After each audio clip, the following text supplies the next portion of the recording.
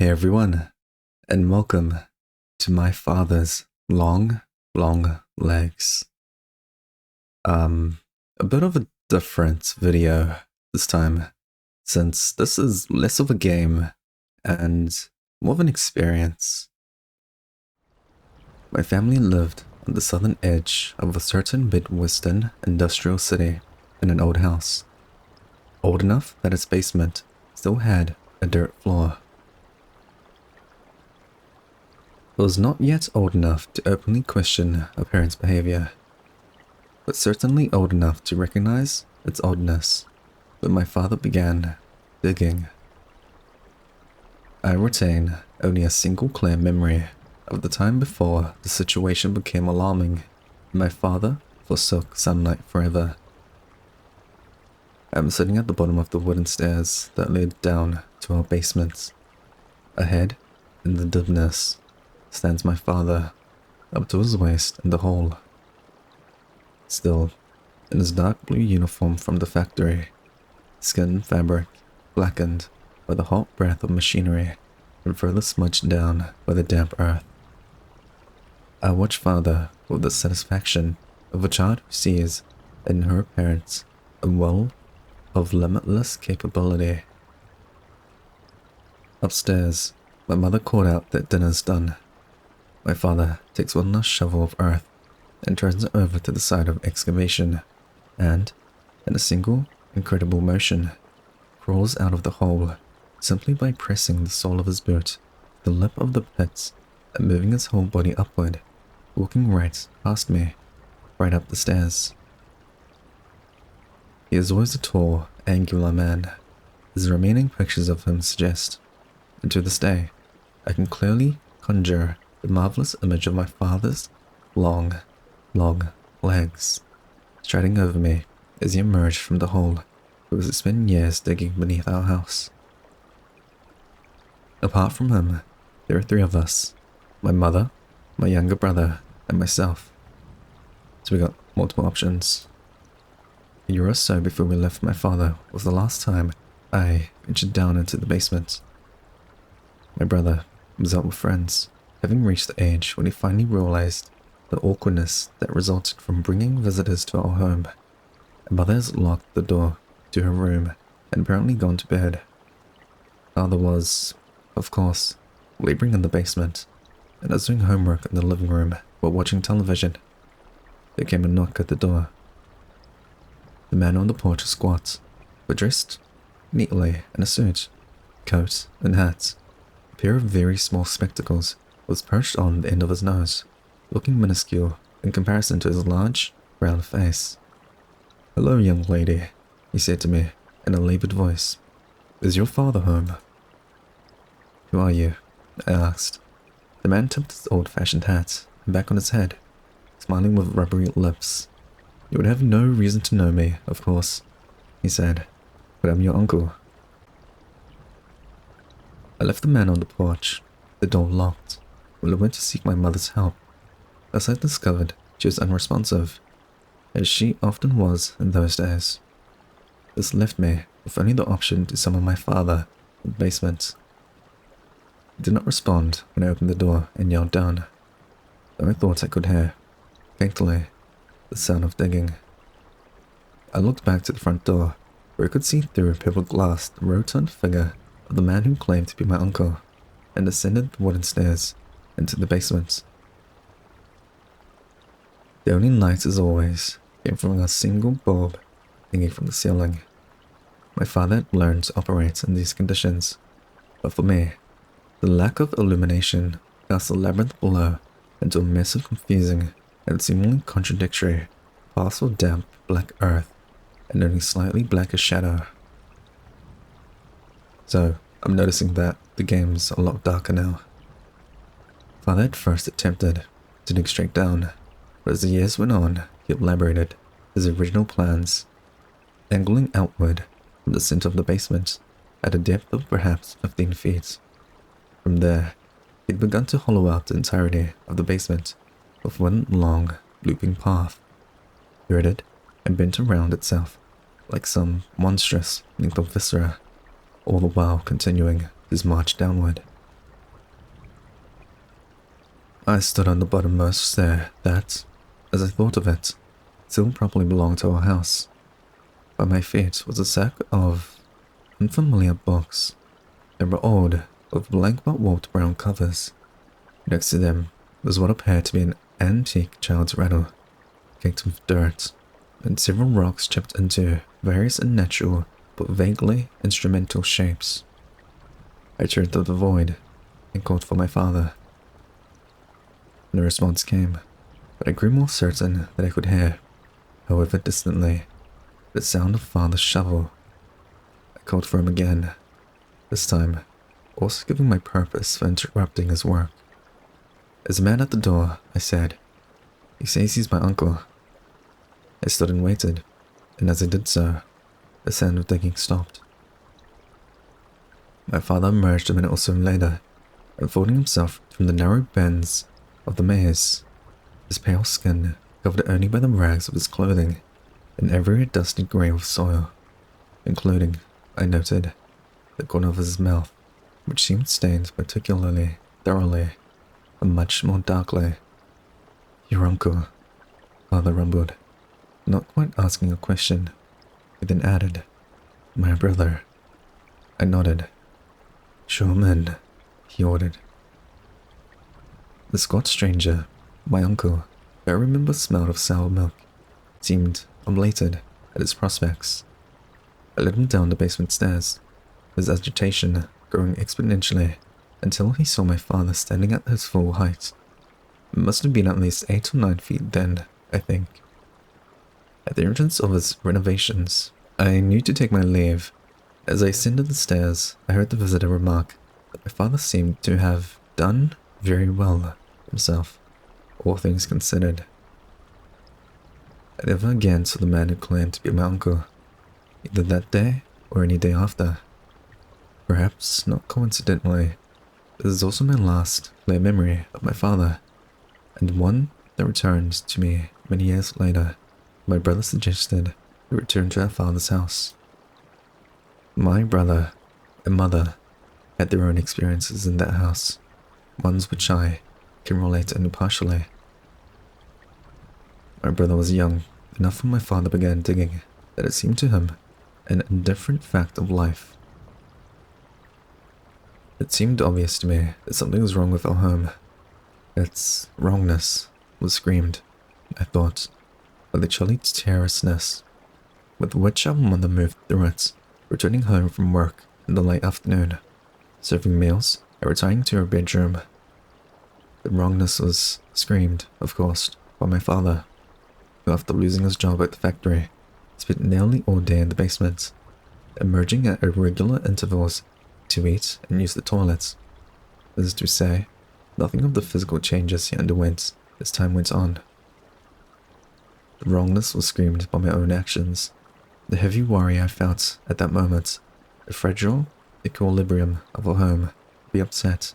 My brother's friends would witness the terrifying truth of a family situation. A situation I myself could not begin to articulate, but which I felt ashamedly that an outsider would. Of course my brother, young as he was, saw nothing wrong with inviting his friends to our home, and even taking them down to the basement to see what he could, after our father's example, I believe, the renovations. The friends never asked to return to the basement after my brother took them down there. Some of them, quietly, deigned to never return to our house at all, much to my relief. But my brother was often disappointed.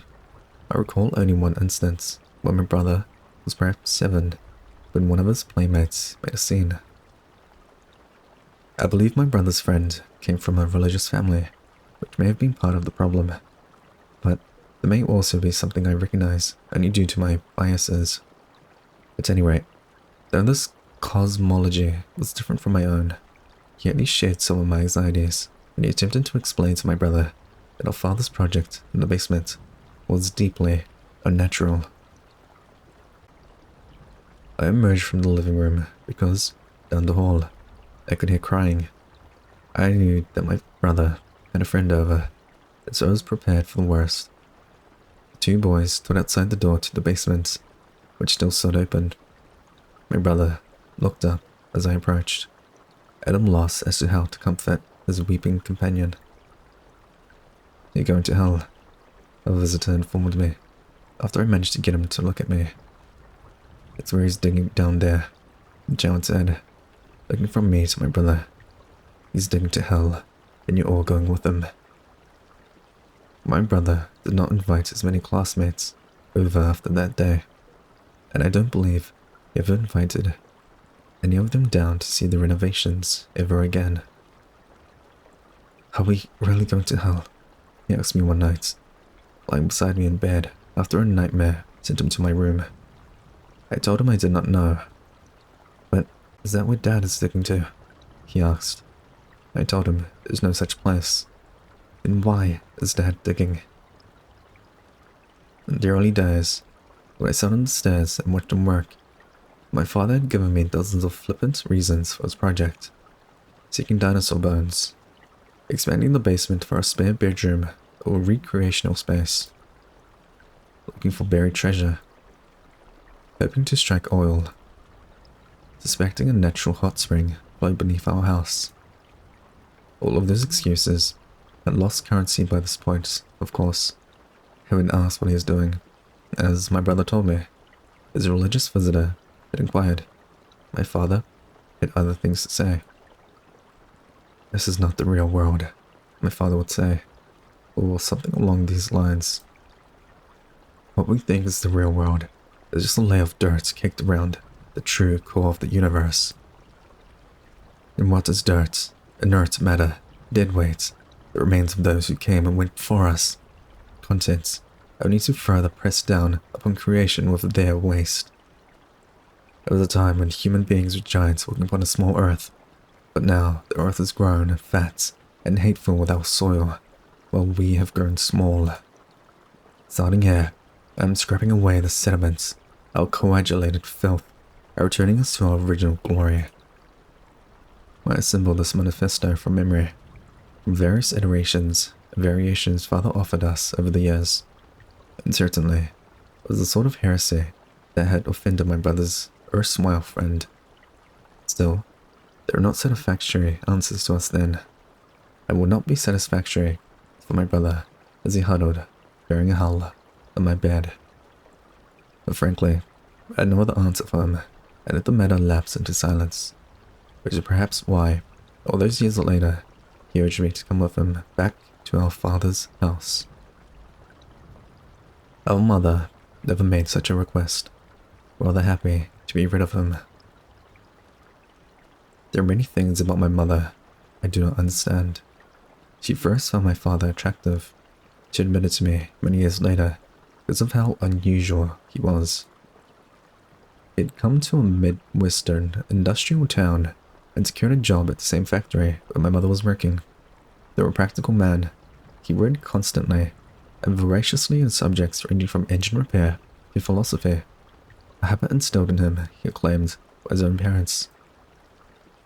It was all my father ever said of his family beyond us.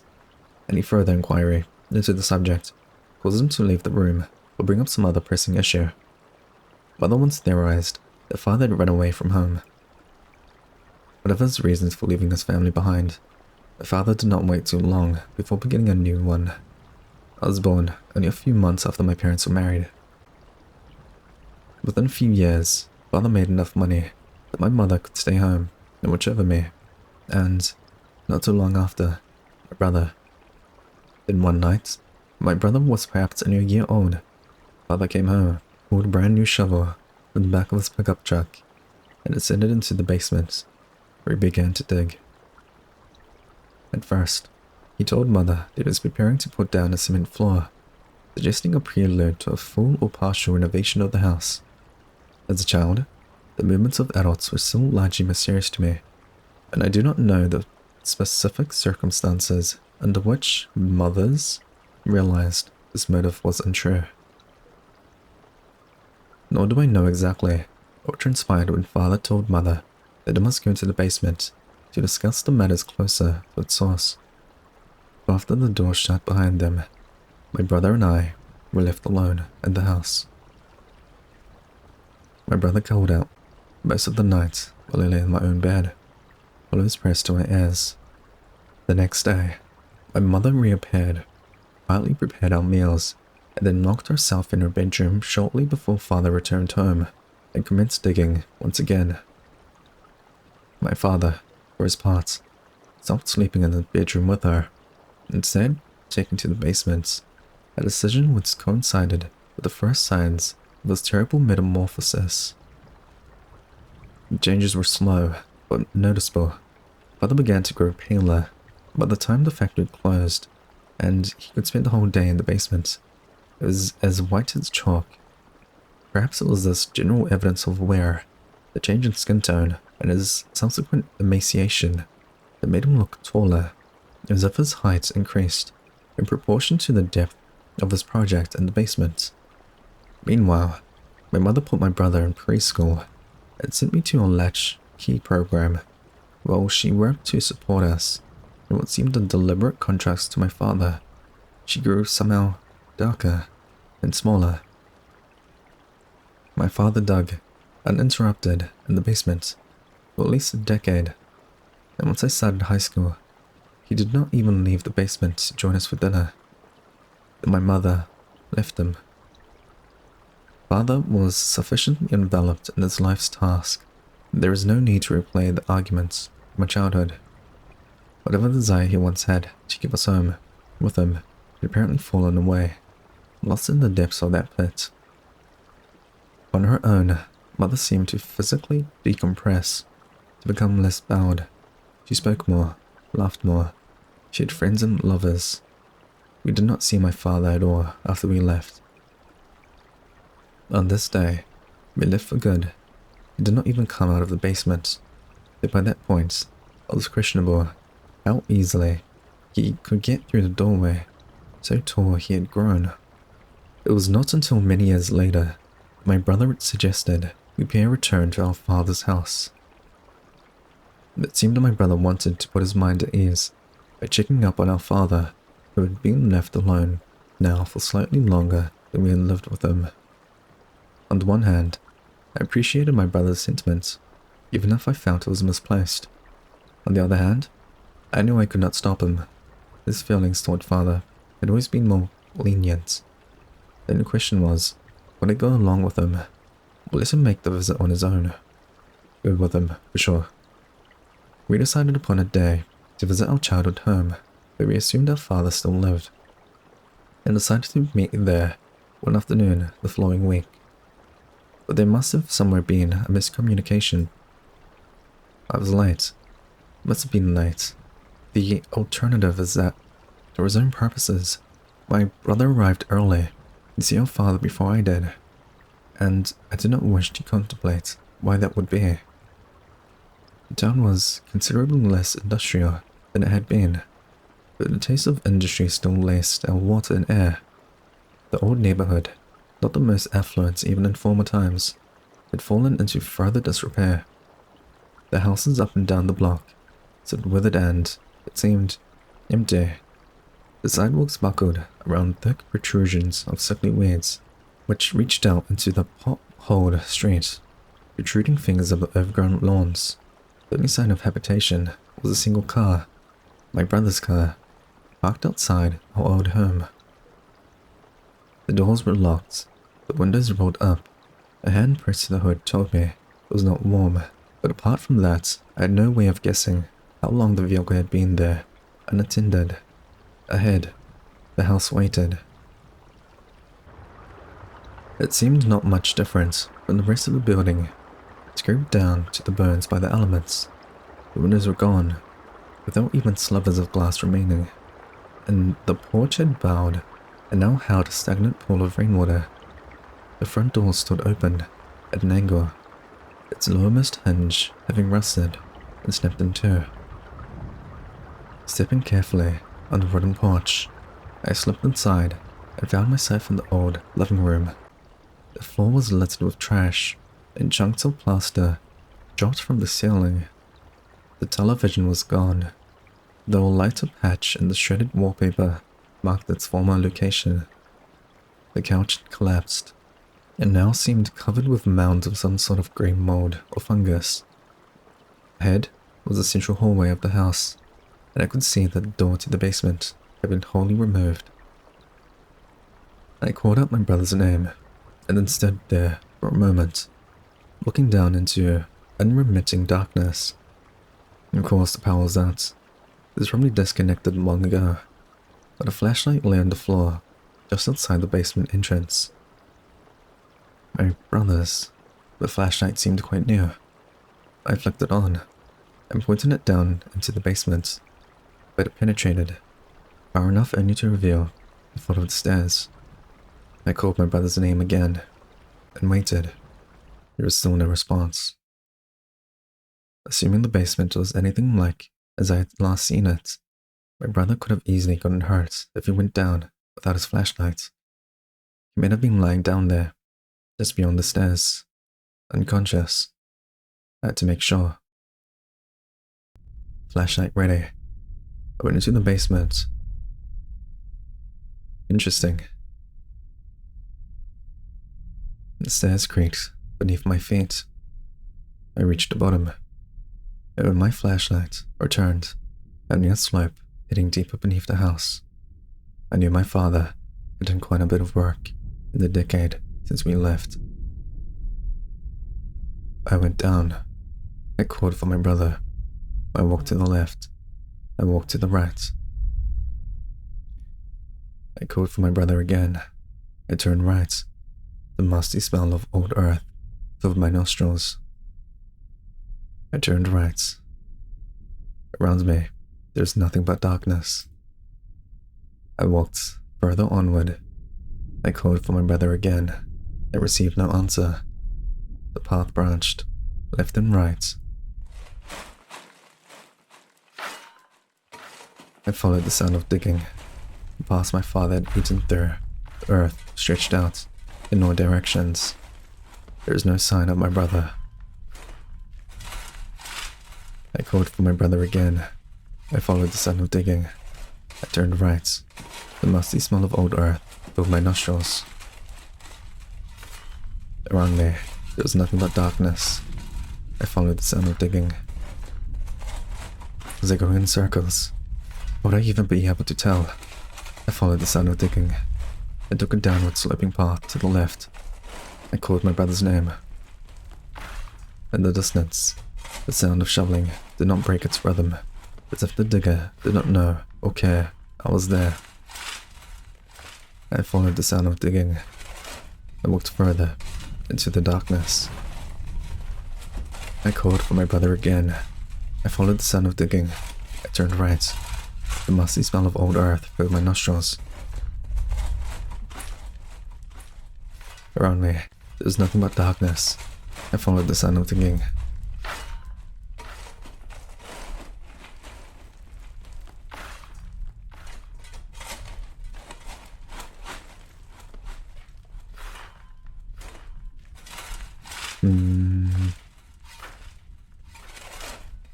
Going in circles.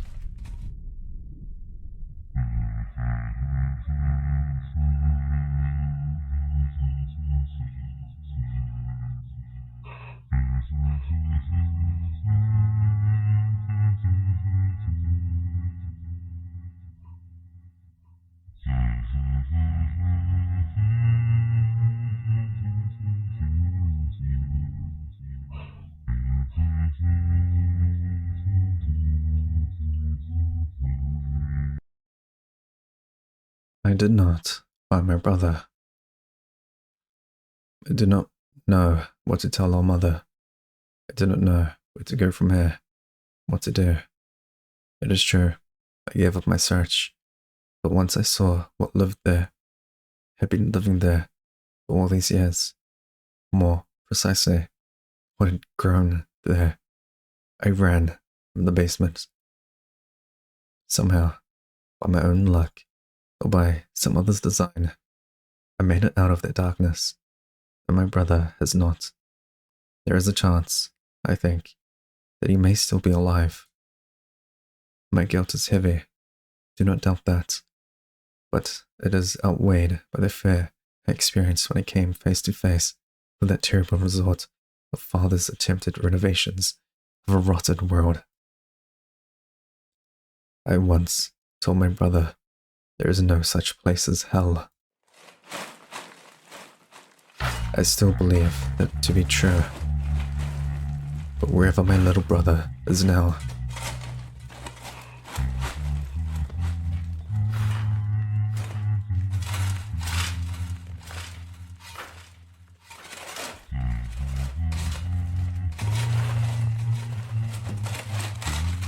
I wonder if he's grown as tall as our father.